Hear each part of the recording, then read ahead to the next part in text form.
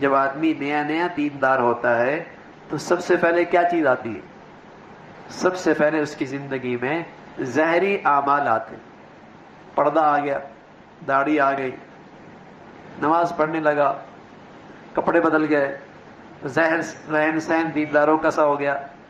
تو جب آدمی دیندار بنتا ہے سب سے پہلی چیز یہ آتی، سب سے پہلے یہ چیز آتی. آپ دیکھیں نا، ایک آدمی مدینہ منورہ گیا، حرم شریف گیا، اور ساری زندگی نماز نہیں پڑھتا، ماحول ملا نماز ہی شروع ہو گیا، بلکہ تہجد بھی پڑھنے لگتا ہے، تلاوت بھی شروع ہو جاتی ہے.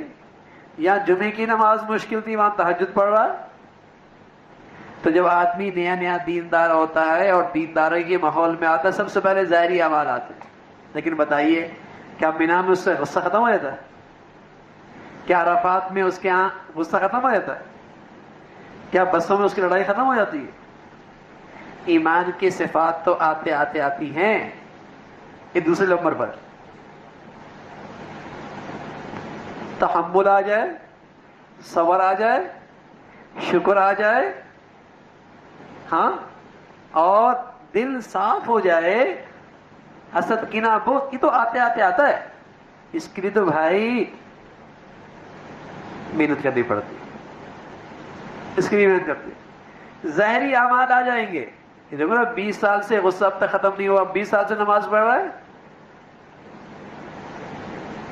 10 حج عمرے کر لیے، ہاں، اخلاق اب تک نہیں ٹھیک ہوئے. تو ظاہری اعمال تو ماحول کی برکت سے بہت جلدی آ جاتے ہیں، لیکن ایمان کی صفات آتے آتے آتے ہیں.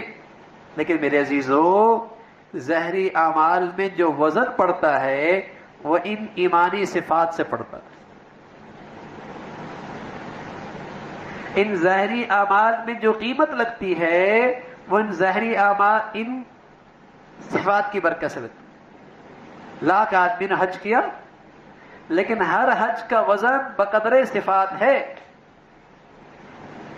500 آدمی نے فجر پڑھی، ہر آدمی کی نماز کا وزن بقدر ایمانی صفات ہے. ظاہری نماز کا ڈھانچہ سب کا ایک جیسا، اس لیے کہ سب نے امام کے پیچھے پڑھی، ایک جیسے رکعتیں، ایک جیسے سجدے، ایک جیسے رکوع، ایک جیسے تسبیحات.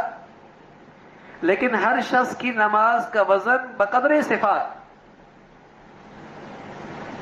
تو ظاہری اعمال تو آ جاتے ہیں، لیکن ایمان کی صفات آتے آتے آتے.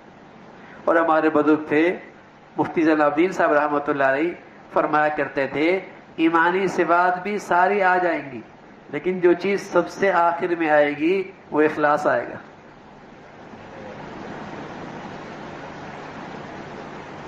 وہ سب سے آخر میں آئے. ان صلاتی و نسکی و محیای و مماتی للہ رب العالمین. میرے جتنے کام ہیں اور جتنی کام کی شکلیں ہیں، جتنی خیر کی صورتیں ہیں، بلکہ یہ کیا، میرا تو جینا مرنا اللہ کے لیے. میرے جتنے کام ہیں اور جتنی خدمت کی شکلیں ہیں، جتنے عبادتیں کی صورتیں ہیں، جتنے خیر خائی کے نقشے ہیں، یہ کیا، بلکہ میرا تو جینا مرنا اللہ کے لیے. یہ اخلاص ہے. کوئی غرض نہیں، کوئی اور غرض نہیں، ایک غرض ہے، میرا اللہ مجھ سے راضی ہو جائے. تو یہ چیز پیدا ہو جائے، اس سے عمل کا وزن بڑھتا ہے. اس سے ذرہ وزن پہاڑوں جیسا یہ نہ ہو عمل میں تو پہاڑوں کا وزن ذرے کا سا بھی نہیں رہتا. اللہ ہمیں نصیب فرمائے، اللہ ہمیں نصیب فرمائے.